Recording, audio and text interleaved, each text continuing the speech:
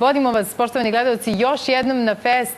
Dragi gosti, dobri filmovi, divna muzika, originalan koncept, takmičarski ove godine. Šta još sve ne reći za festival koji toliko volimo?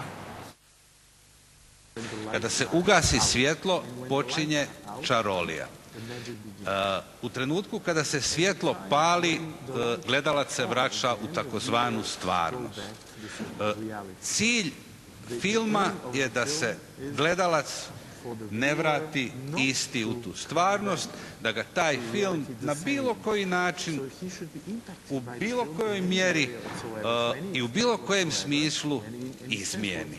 Ove reči književnika Miljenka Jergovića možda najbolje ilustruju kriterijume članova žirija pomoću kojih će ocenjivati ostvarenja koja se prikazuju u okviru takmičarskog programa, što je novina festa uvedeno od ove godine. Tako će statueta beogradskog pobednika otići u ruke najboljih, a u jednoj od konkurencija nalazi se i 12 srpskih filmova, najrazličitijih budžeta i poetika, kao što je novo ostvarenje Milutina Petrovića, film urađen sa minimalnim finansijama, što ga svrstava u garažni film.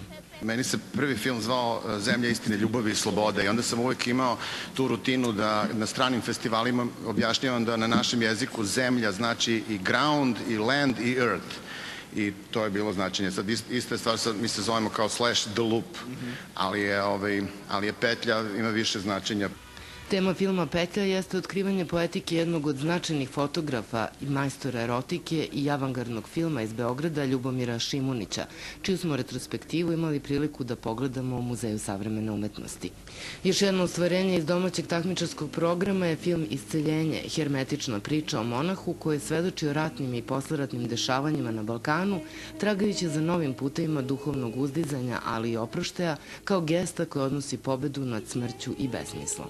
Nismo postavljali, kako bih rekao, ta pitanja o film samom kao takvom. Postavljali smo pitanje o životu. I nama je život i naš život koji smo živjeli i naš život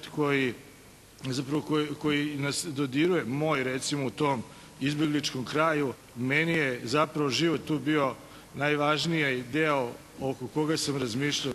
Gost festa, slavni ruski reditelj Aleksandar Sokurov, govorio danas na okruglom stolu o svom odnosu prema umetnosti, prijateljstvu s Andrijom Tarkovskim, Rusiji i njenoj istoriji i novom dokumentarno igranom projektu Frankofonija. I profesionalno. Vidjeli ste Miljenko Jergović, predsjednik žirija koji dodeljuje nagradu najboljem srpskom filmu na festu. Podsjetimo se, danas će naravno na konferenciji za štampu biti reči o filmu Divlje priče. Očekujemo u 13 sati da se pojavi Richard Dreyfuss, tu su i brojni drugi strani gosti festa. Dakle, svakoga dana u to vreme očekujemo predstavljanje različitih ekipa filmskih gostiju festa i naravno mnogobrojna pitanja novinara koje nekako ne idu samo po onoj opštoj liniji i matrici o čemu se u filmu radi, već donose tu jednu interesantnu potku koju možete prepoznate samo ukoliko ste iskreni ljubitelj filmskih slika. Mi u nastavku gledamo film, trailer za film koji je otvorio fest, dakle u petak uveče projekcijom Bonnelovog filma Saint Laurent otvoren je 43. fest u Beogradu. Est-ce que tout ceci n'est pas dérisoire? J'ai créé un monstre. Et maintenant je dois vivre avec.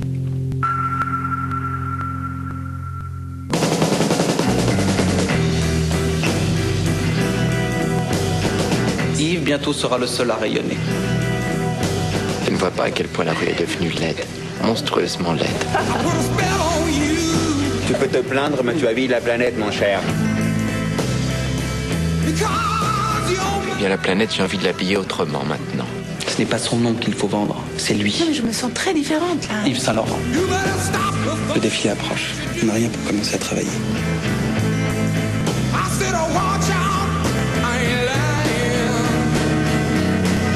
Les gens vont adorer.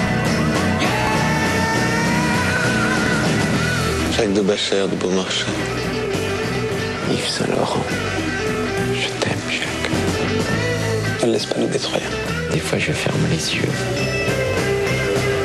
Puis je les ouvre et je ne vois que des choses lourdes et sombres. J'arrête!